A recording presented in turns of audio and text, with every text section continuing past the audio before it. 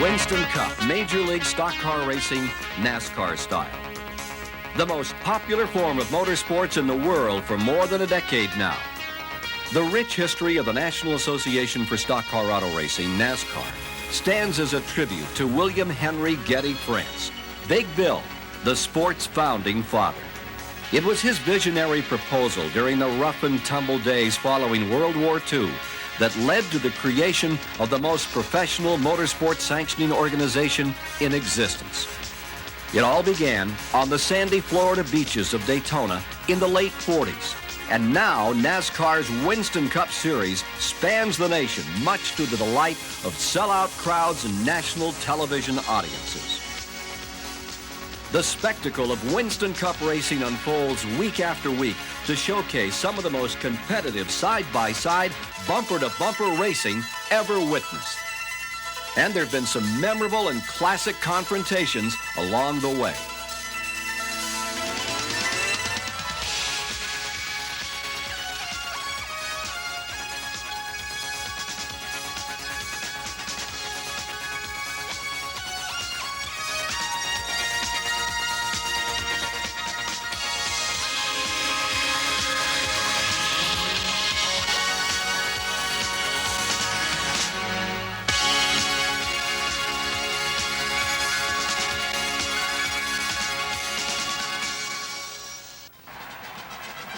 They didn't know what to expect when they came to Daytona International Speedway in 1959 for the inaugural Daytona 500.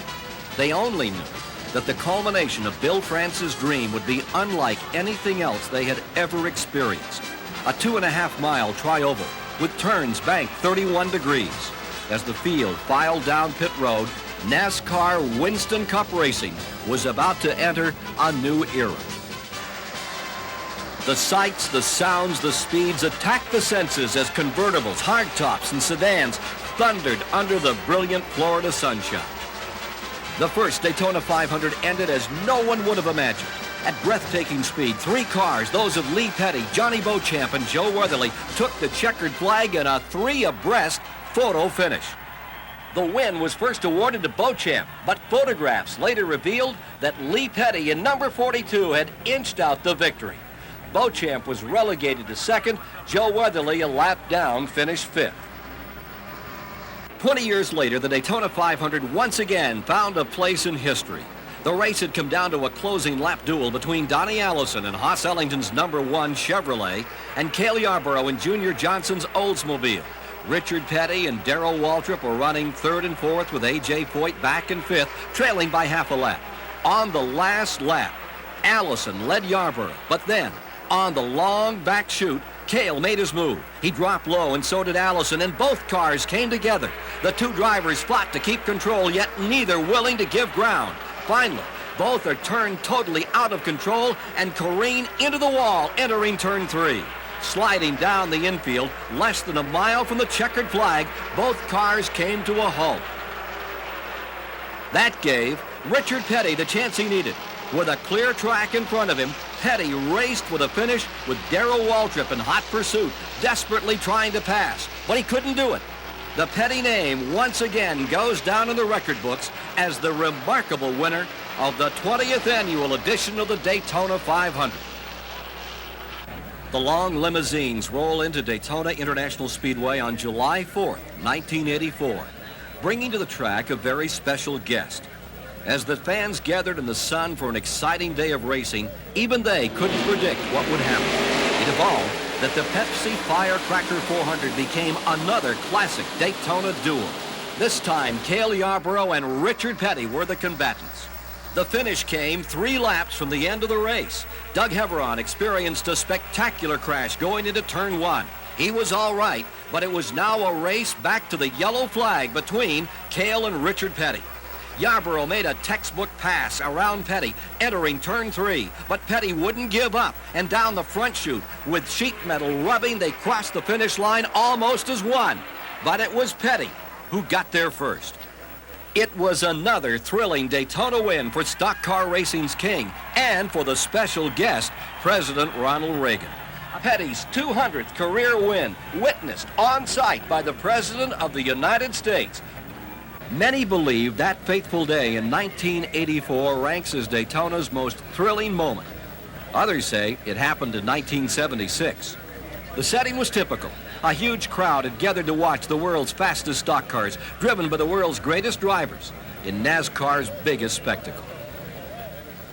Richard Brooks, David Pearson, Buddy Baker, Dave Marcus, and pole sitter Ramo Stott out of Keokuk, Iowa, made up part of the 42-car starting field.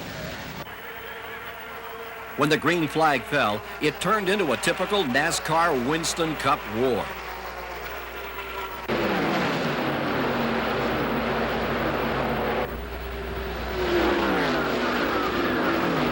Down the back chute, it looks like New York City at rush hour. There's 190-mile-per-hour gridlock at the head of the field.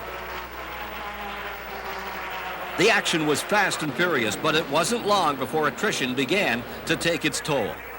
Tom Williams in car 38.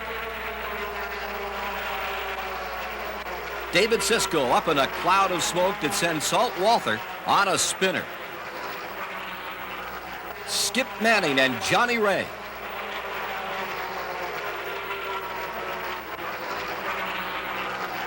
'63, Terry Blevins once again in turn 2. When the smoke cleared, the race came down to a match between two of stock car racing's greatest competitors, David Pearson in the vaunted Wood Brothers Mercury and the king Richard Petty in his Dodge. The white flag, one more lap. The standing room only crowd erupts in a frenzy as Petty leads Pearson through turn 1 and 2 and out into the long back straightaway. And now Pearson unleashes the power in his 21 Mercury and screams by Petty.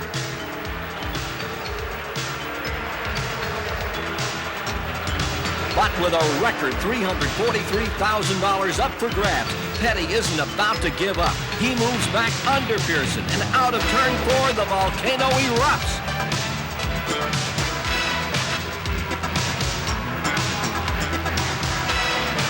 Spinning and crashing down the front straightaway, Petty slides to a stop just feet from the finish line. And he can't get the number 43 Dodge restarted. Pearson's battered machine is still running, and he limps by a stalled Richard Petty at 30 miles an hour to take the checkered flag and win his first Daytona 500. A phenomenal victory for David Pearson in a Daytona 500 many call the greatest ever run. Rubbing fenders and swapping paint has always been a trademark in the rough and tumble world of NASCAR Winston Cup racing. It was no different in 1987 in the special event called simply the Winston, an all-star race just for winners at the beautiful Charlotte Motor Speedway. And it had a new format which called for a 10-lap trophy dash to the finish. It was 10 of the most fiercely contested laps ever seen on any racetrack. Lap 1, Jeff Bodine and Bill Elliott make contact in the first turn. Bodine spins and Earnhardt seizes the chance to take the lead. Elliott recovers and gives chase. And oh, what a chase.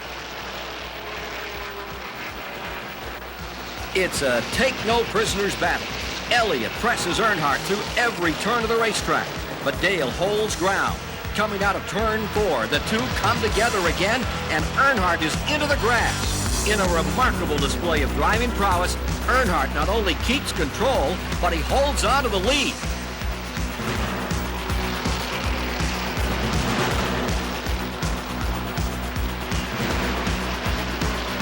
Relentlessly, Elliott tries to get by Earnhardt. He tries the outside in turn 4, but both cars drift high. Terry Labonte moves alongside of Earnhardt, but again, Earnhardt will not surrender.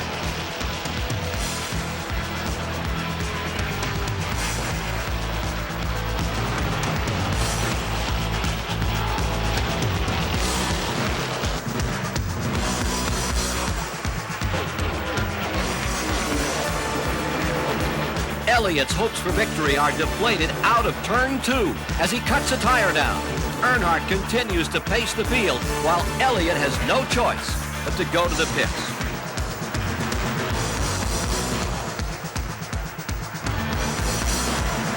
With Labonte in tow, Earnhardt takes the victory. It's unquestionably the most exciting race in the brief history of the Winston and firmly establishes it as the crowd-pleasing event it was designed to be. Tight racing and close finishes have become synonymous with NASCAR and the Winston Cup circuit. It was once again evident in 1977 at the Alabama International Motor Speedway in Talladega, Alabama.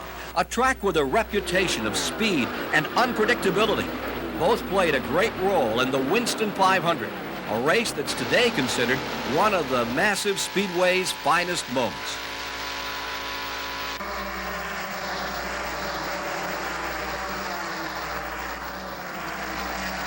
You're in the car of Richard Brooks as the field comes up to speed.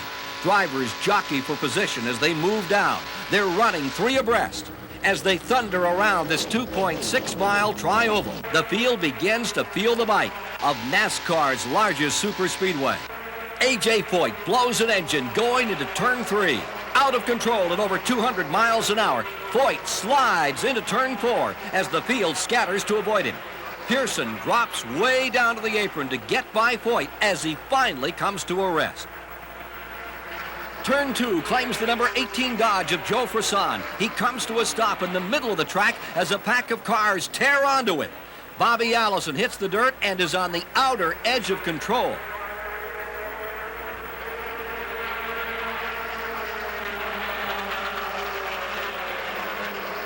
Peter Knabb takes a long slider in turn 4.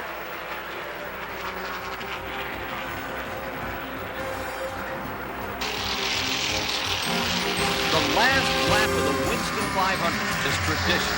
It's a shootout. A quartet has to decide it all here.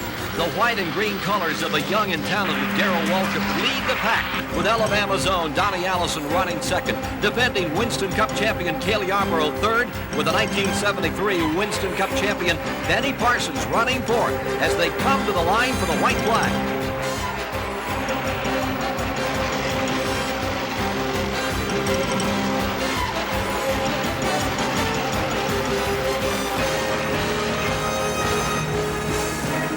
Waltrip drops low in turn 1 as he tries to break away from the draft.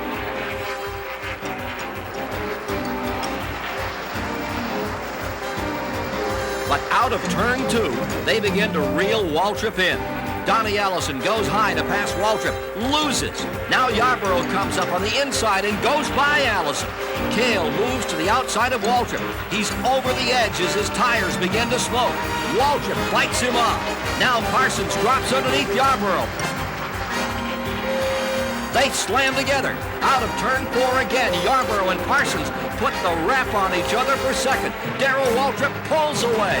3 cars side by side for second at the line as they go through the tri-oval. It'll be Darrell Waltrip winning his greatest race and nearly a dead heat for second between Yarborough and Parsons. It was a startling victory fashioned by a daring move by a great driver who's gone on to become one of NASCAR's true superstars. Darrell Waltrip is no stranger when it comes to last lap heroics. Darlington, 1979, and the running of the Rebel 500. All the stars of NASCAR are on hand. Bobby Allison, Ricky Rudd, Benny Parsons, Richard Petty, along with Waltrip and Richard Childress. Darlington is known as the track too tough to tame, but the field pulls out to see who can master the oldest of the superspeedways. The green flag waves and Waltrip makes his presence felt early as he takes command.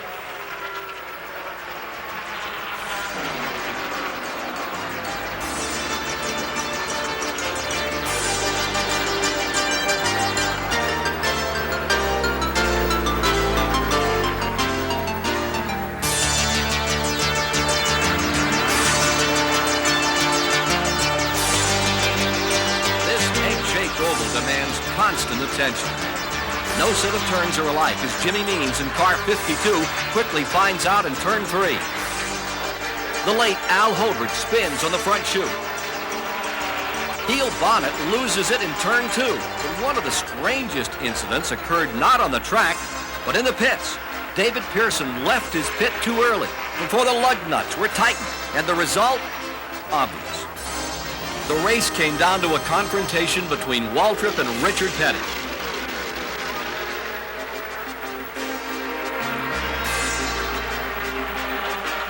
With 1 lap to go, Waltrip has his hands full. Petty makes his move down the back straightaway and takes the lead away. But Petty drifts high in 3, and Waltrip dives low to regain the lead. Down the front stretch, Petty looks for an opening, but Waltrip is not to be denied. Darrell Waltrip wins the Rebel 500.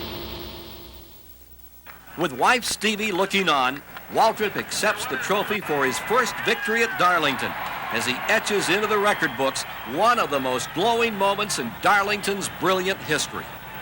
In 1985, more history was being made, and it started when Bill Elliott won the Daytona 500, the first leg in the Winston Million.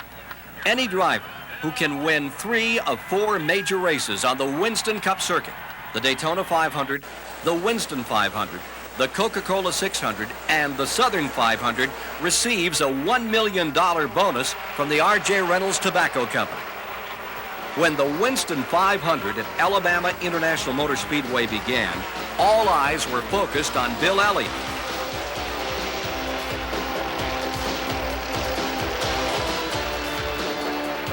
But trouble struck early. A puff of smoke from the number 9 Ford. A broken oil line sends Elliott out of competition and into the pits. As others took command, the crew worked furiously, trying to get Bill back into the race, and he was falling further behind. Work on Elliott's car was done, and he left the pits. His hopes seemed to have been crushed. But Elliott began one of the most stirring comebacks in Winston Cup history. In a race that saw only 2 caution flags for 8 laps, Elliott made up the lost laps under green and then chased down race leader Cale Yarborough.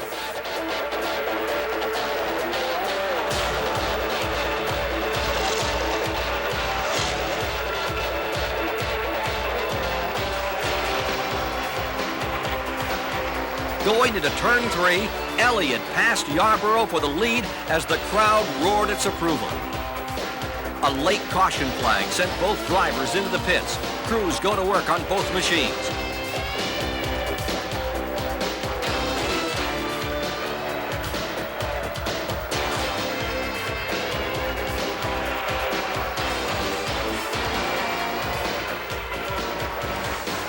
It was Yarborough first out of the pits, and when the green flag fell, again it was Yarborough in the lead. But Elliott was not to be denied. Again, he passed Cale in the 3rd turn, and he never relinquished the lead from that time on. Comfortably ahead, Elliott's amazing comeback was topped with a well-earned victory. As he drove into victory lane, he and everyone else knew he was just 1 victory away from claiming the $1 million Winston bonus in its first year of existence. On Labor Day of 1985, Elliott was again the focal point of attention. With 2 of the 3 wins he needed to earn the Winston Million, Elliott came to Darlington with this special chance to make motorsports history. Just to survive 500 miles at Darlington's a job, but to win requires a touch from Lady Luck. And Bill Elliott needed all the luck he could get. Dale Earnhardt, who held the measure of Elliott, was suddenly taken out of contention as Elliott just squeezes by on the inside.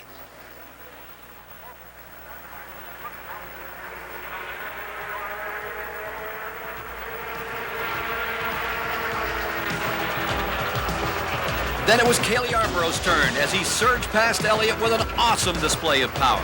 Elliott tries to recapture the front spot, but the 2 leaders come together. Yarborough manhandles the Ford and keeps the number 1 spot.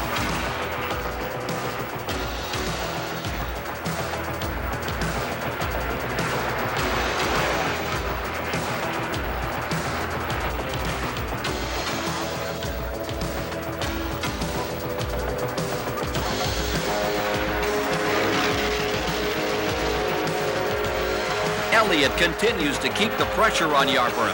In turn 4, Yarborough's power steering fails in a plume of smoke, and once again, Elliott squeaks by, just missing Cale.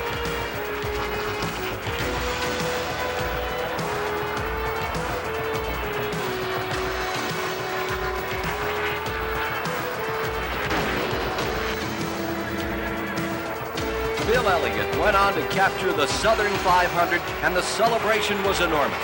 A jubilant crowd cheered as Elliott took a lap of honor. And the scene in Victory Lane was bedlam as kisses and hugs and Bill Elliott dollars showered the place. With this win, the smiling man from Dawsonville, Georgia, knew that he would forever be a part of Winston Cup history.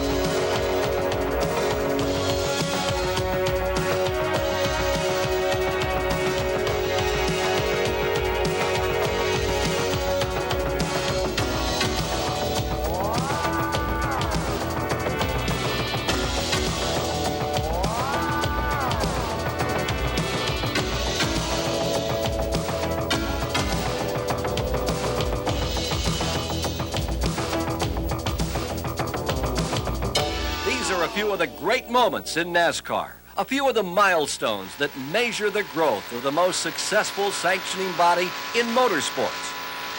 And there are many others, beginning on February 15th, 1948, when the first NASCAR-sanctioned race was held on Daytona's Old Beach Road Course, to September 4th, 1950, and the Superspeedway era was born, when the legendary Darlington Raceway staged the inaugural Southern 500.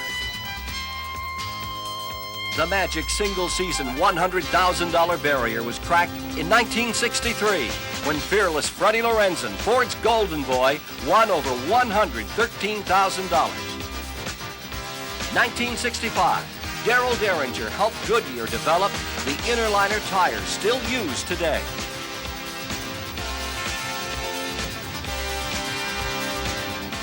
Buddy Baker became the first driver ever to tour a closed course at better than 200 miles an hour. Alabama International Motor Speedway, March 24th, 1970. The R.J. Reynolds Tobacco Company and NASCAR joined forces to announce the Winston Cup Series in 1970, a move that actually opened the sport's doors to non-automotive sponsors.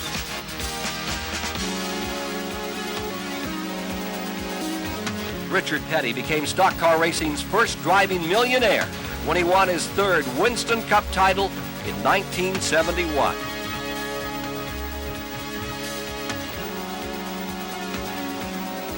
The most historic changing of the guard in motorsports took place when NASCAR founder Bill France Sr. retired as president in 1972, turning over the controls to Bill France Jr. NASCAR celebrated its silver anniversary in 1973, a season that saw David Pearson, the legendary Silver Fox, win 11 of the 18 Winston Cup races he entered. Buddy Baker was the first driver in history to win a 500-mile race in less than 3 hours. It was Talladega, 1976. The race, 2 hours, 56 minutes, 37 seconds. Since 1976, NASCAR's Winston Cup Series has been the most popular form of motorsports in the world. Cale Yarborough was the first and only driver to win 3 consecutive Winston Cup titles, 1976, 77, and 78. In 1979, Richard Petty won his unprecedented 7th Winston Cup championship, but it was close, edging Darrell Waltrip by a scant 11 points. An impressive winning mark was established in 1985 when Dale Earnhardt, Darrell Waltrip, and Bill Elliott all won more than $1 million in one season.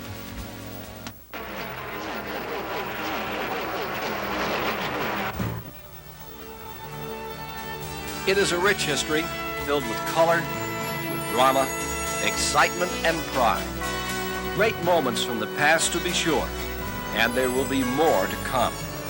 The Winston Cup Series has taken the legacy of Big Bill France and polished it to a diamond luster and protects it with crusader zeal. The sport today is filled with well-known superstars, and there's a wave of exciting new driving personalities poised for future greatness. Winston Cup Racing, the most popular in the world, and the best is yet to come.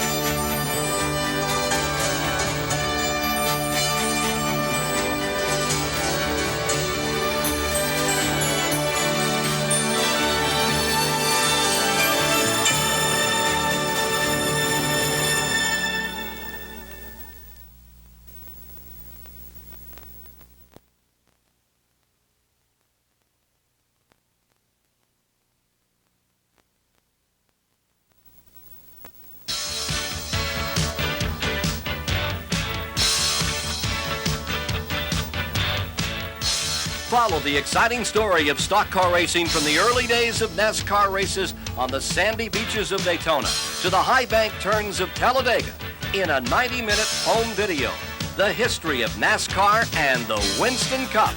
To order your copy, send $19.95 plus 4 end flaps from 2 cartons of Winston cigarettes. Send them to NASCAR Historical Video, Post Office Box K, Daytona Beach, Florida, 32015. Include $2.25 for shipping and handling. The history of NASCAR and the Winston Cup. 90 minutes of action guaranteed to make you wish tomorrow was race day.